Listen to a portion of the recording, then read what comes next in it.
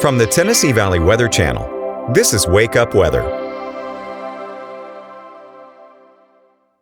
Hey, good morning, folks, and happy Sunday. We got that cold air filtering back in a big way. Highs today going to be in the upper 20s, lower 30s at best, with some scattered snow shower activity across the area. So, hey, not bad, right? A nice little treat here with that cold air, but it's not going to be anything impactful, right? Dusting across the area, maybe a little bit on your grass when you wake up, maybe up to a ½ inch in very isolated spots, but not enough to make any huge impacts. Maybe an isolated slick spot on some of those backcountry roads. I really don't think it's going to be too big of a deal. Like I said, just a nice little treat alongside this frigid air. And I think the main story is that really cold air, right? It came all the way from Siberia, so let's be sure to bring the welcome wagon out and say, welcome to Tennessee Valley. It's come a long way, that much is for sure.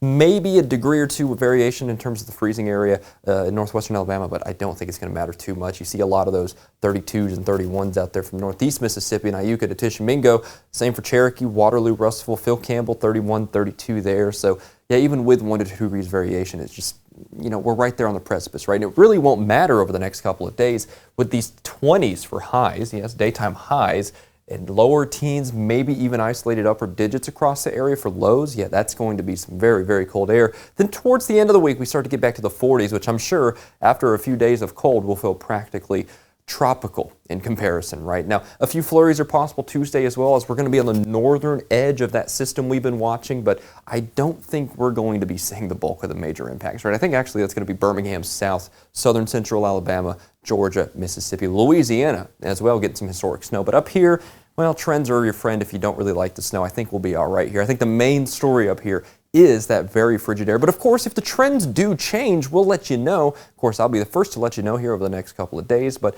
honestly, I think flurries being possible is the story for Tuesday. Then after that, like I said, drying out and generally looking a little more mild, at least in comparison, right? 40s are not necessarily mild, but like I said, after a few days of 20s, that's definitely going to be welcome.